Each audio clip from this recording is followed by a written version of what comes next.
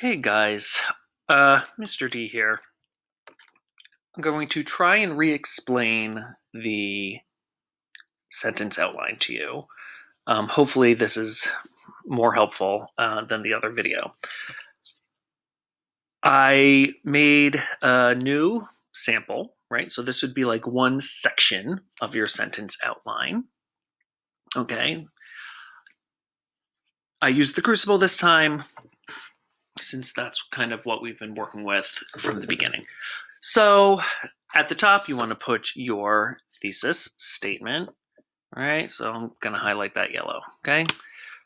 La la la. Arthur Miller wrote The Crucible as an allegory in order to draw parallels between the witch trials in Salem 1692 and the House Un-American Activities Committee. So that is yellow. Thesis.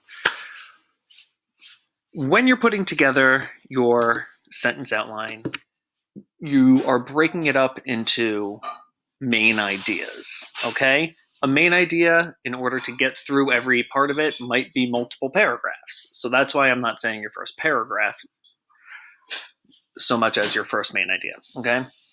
You also want to take note that in the sentence outline, you are not including your thesis paragraph or your introductory paragraph because you've already written it. So this is essentially the body of your paper. So my first main idea is right here.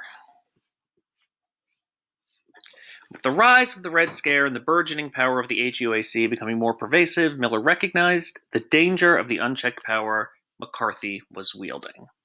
Okay, that is my first main idea. So what I'm doing here, if I were writing my paper, I'm giving my reader a sense of the world we were living in when this play was written. Okay, so that's my first main idea.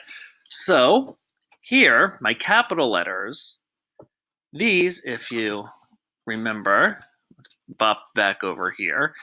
I said, so Roman numerals, that's your, right here. We talked about this. These are your main ideas, your main parts. So you need at least two in your paper, two major ideas. All right, capital letters is where you organize your primary source material, basically. Okay, so it's my main idea. Here, this is my primary source, the play, or in your case, it would be the novel. And an idea that supports what I have in Roman numeral 1. So, my first main idea, Miller saw direct parallels between the modus operandi of the courts in 1692 Salem and that of the HUAC in McCarthy. He modeled the behavior of Judge Danforth to that of McCarthy. All right, so that's my first main idea. And you'll notice how it pulls back directly to the thesis, right? Let's make this blue, whatever.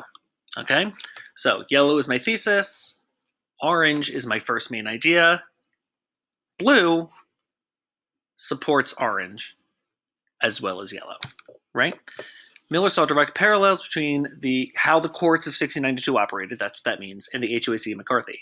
So he modeled the behavior of Danforth to McCarthy.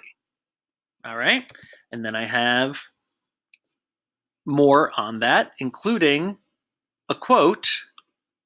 Whoops, hello. A quote as an example of that. Danforth's insistence that he completely eradicate the influence of Satan in New England was similar to McCarthy's intention of eliminating the influence of communism in the United States. And I have a quote from my primary source. I will not rest until every inch of New England is free from Satan's power. And then I have my citation, right? You can't forget to include, the citation here so that when you actually go down to write your paper, you know where it came from, where to go, what to look for. And then number 1, if we, again, go back here, these are where you organize your secondary source material. So those are the things that you got off of the databases. All right, so here's a quote from my secondary source, and we'll make secondary source stuff. That color, was that purple? Pink? So McCarthy's single-minded goal of the eradication of communism in the United States led to a variety of abuses of power. which pushed the boundaries of legality. Hey, hey, hey, look at that. This supports this, supports this, supports this. So you can kind of see the scaffold of your point, right? You're building your argument step by step, okay? And then here,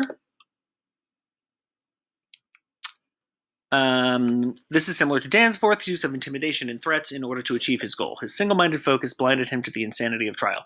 This is really your thoughts, right? So I'll make it this color because it's like related. So first, number one, this is a quote from your secondary source. And then down here, this is your thought on the secondary source, right?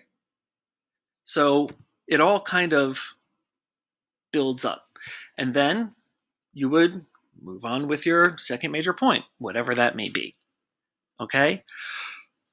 Hopefully, this was more helpful for you. I will say this, especially considering like the remote schooling thing and everything that's happening in the world right now. If you do your best, right, on this, and I see that you're putting the effort in, I'm giving you full credit, okay? So, like, don't make this a point of stress in your life right now because it's a sentence outline for a paper. The important thing is that you practice working the steps to the best of your ability, okay? That is what you're doing here. Nobody expects you to know exactly what you're doing right out the gate. It's called the writing process for a reason, and everything's going to be fine. So there you go. Let me know if you have any questions. I hope you guys are doing great. Talk soon. Let's see here.